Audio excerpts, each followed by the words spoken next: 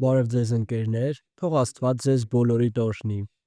Գիտեք, ես կցանկանայի յուրաքանչյուրիդ հետ զրուցել։ Զրուցել այն բանի մասին, որ ձեր ներսում դուք կրում եք մի թանկարժեք բան։ Դա ձեր հոգին է։ Դուք ունեք մեծ հարստություն։ Ամեն մարդ ունի իր ներսում այդ մեծ հարստությունը։ Դա մեր հոգին է, որովհետև այս աշխարհում հոգուց բացի ոչինչ չի կարող այդքան թանկարժեք լինել։ Նույնիսկ եթե դուք ձեր կյանքում ոչինչ չունեք, եթե դուք ողջ եք, դուք հոգի ունեք, որը նույնիսկ ոսկուց թանկարժեք է, այս աշխարհի բոլոր հարստություններից թանկարժեք է։ Ես կցանկանայի, որպեսզի դուք հասկանաք դա։ Գիտակցեք, թե որքան է ձեր հոգու գինը։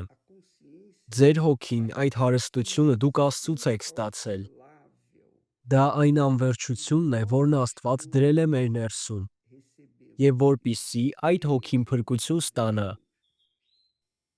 Աստված իր միածին Որդուն է տվել, որպեսզի փրկի մեզ, փրկի մեր հոգիները։ Եվ ես կցանկանայի ձեզ մեկ հարց տալ, որովհետև այսօր շատ մարդիկ չեն գիտակցում, թե ինչ է լինելու նրանց հոգու հետ, չեն գիտակցում իրենց հոգու գինը։ Մարդիկ մտածում են, որ Աստված ուղղակիորեն բոլորին էլ կների, որովհետև նա ինքը այդքան լավն է։ Եթե նա մեզ սիրում է, ուրեմն ոչ մի դժոխք էլ չի լինի։ Մարդիկ այդպես են մտածում, բայց գիտեք, այս ամենը նման է հին հեքիաթի, որը մարդիկ միմյանց էին պատմում,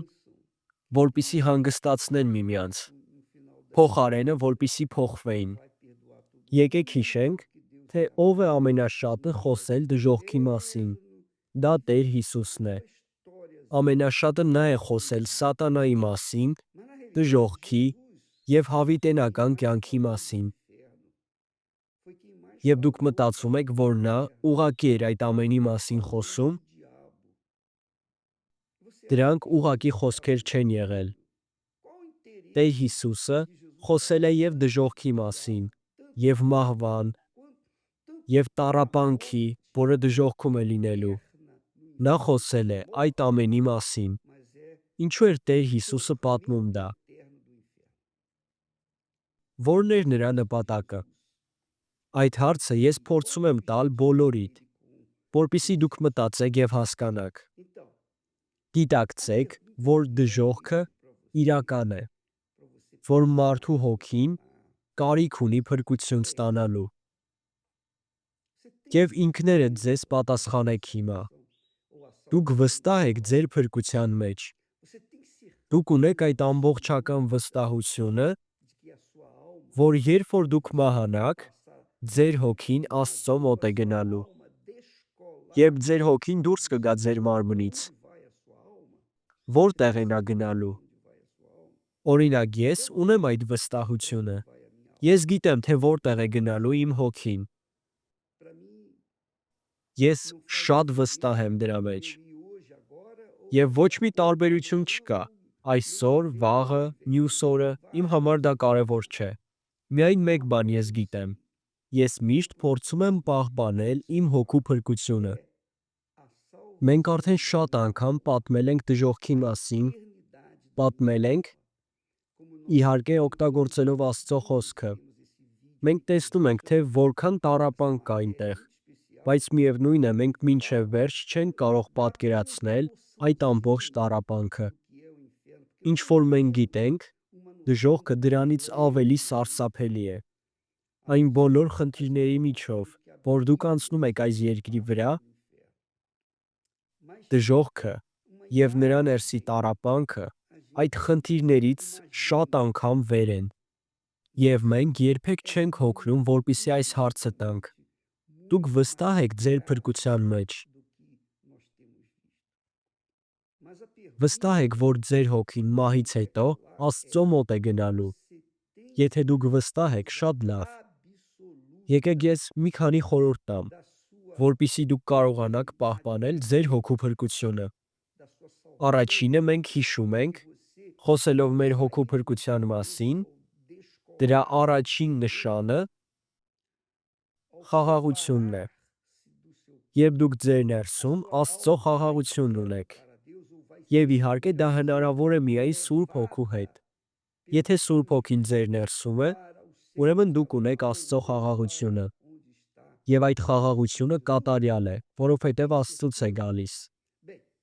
Եվ դա չի գտնվում ձեր շուրջը կամ ինչ-որ տեղ։ Դա հենց ձեր ներսում է գտնվում։ Ուզում եք իմանալ, փրկված եք դուք թե ոչ, դուք միշտ ունեք այդ կատարյալ խաղաղությունը։ Ոչ միայն այն ժամանակ, երբ ամեն ինչ լավ է, երբ դուք ապահովության մեջ եք, նույնիսկ դժվարությունների ժամանակ, երբ ձեր կյանքին կարող է ինչ-որ բան սպառնալ, դուք միևնույն է խաղաղություն ունեք։ Իսկ երբ մարդիկ փրկված չեն, նրանք միշտ անհանգիստ են, որովհետև խաղաղություն չունեն։ Նրանց սիրտը միշտ անհանգիստ է։ Այսօր մարդիկ փորձում են ընտանիք ստեղծել, շատ գումար վաստակել, ինչ-որ հաջողության հասնել։ Մարդիկ նյութական բաներ են փնտրում, բայց նրանց գլխավոր նպատակը իրենց հոգում խաղաղություն ունենալն է։ Որովհետև չունենալով այդ ամենը, նրանք խաղաղություն չունեն։ Եվ մեր հոգին անմահ է, այն երբեք չի մահանալու։ Որովհետև դա Աստծո շունչն է մեր ներսում։ Երբ առաջին մարդու ստեղծելուց գրված է, որ Աստված իր շունչը դրեց մարդու ներսում, եւ դա այսօր շարունակվում է գրեթե 8 միլիարդ մարդկանց ներսում։ Կարող եք պատկերացնել, թե որքան շատ հոգիներ կան այսօր այս աշխարհում։ Ուրեմն, եթե դուք փրկված եք, դուք հանգիստ եք եւ դուք խաղաղություն ունեք։ Բայց եթե դուք այն մարդն եք, ով չունի այդ վստահությունը, հնարավոր է դուք ուզում եք գրավել ամբողջ աշխարհը, որպեսզի ձեր հոգին մի քիչ հաճույք ստանա դրանից։ Գիտեք, ձեր ներսում Աստծո պակասը կա, Աստծո ներկայության պակասը։ Եվ նրանք, ովքեր խաղաղություն չունեն, նրանք գիտեն դրա մասին։ Կարող են բոլորին խաբել, կարող են ուրախ լինել, ժպտալ, բայց դա ուղղակի կեղծավորություն է, որովհետև այդ մարդն իր ներսում տխրություն է կրում, դառնություն, որը ոչ ոք չի տեսնում, միայն նա ինքը։ Եվ շատ մարդիկ հենց այդպես են ապրում։ Նրանք ասում են, որ ամեն ինչ լավ է, որ նրանք խաղաղություն ունեն, որ նույնիսկ հավատում են Աստծուն և ինչ-որ կրոնական պարտականություններ ունեն եկեղեցում։ Եվ դա նրանց համար հանդիսանում է Սուրբ Հոգու ներկայության ինչ-որ պատճառ։ Եթե ես ինչ-որ օրհնություններ եմ ստանում եկեղեցում, եթե ես պատասխանատվություններ ունեմ, ինչ-որ ծառայություն եմ կատարում, ուրեմն ես հաստատ Սուրբ Հոգուն ունեմ։ Բայց դա բավարար չէ, որպեսզի դուք հասկանաք ունեք Սուրբ Հոգուն թե ոչ։ Պողոս առաքյալը Կորինթացիների առաջին նամակում 13-րդ գլխում պարզ ասել է. Եթե ես հավատ ունեմ, որպեսզի այդ ամեն ինչ, որ ես ունեմ, բաժանեմ բոլորին, որպեսզի ես տարբեր բաներ անեմ, բայց եթե ես սեր չունեմ իմ ներսում, ուրեմն Սուրբ Հոգուն էլ չունեմ, որովհետև Սուրբ Հոգին սիրո հոգին է։ Եթե իմ ներսում Աստված չկա,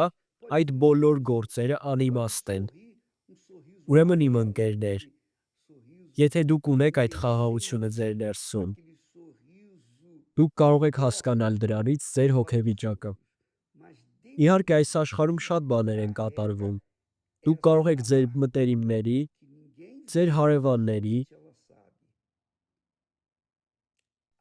աշխատանքի վայրում գոլեգաների հետ խաղաղություն չունենալ։ Ձեր միջև կարող են ինչ-որ խնդիրներ լինել։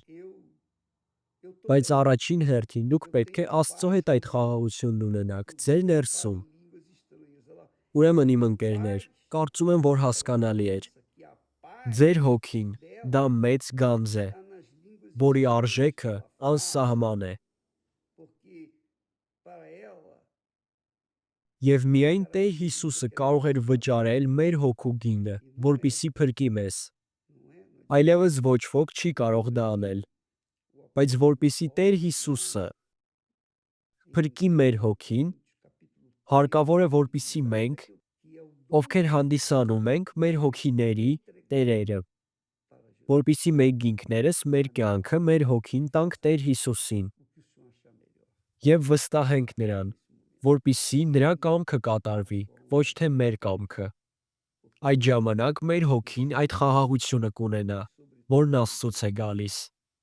Թող Աստված ձեզ բոլորիդ օրհնի, իմ ընկերներ։ Մինչ մյուս հաղորդում։ Ամեն։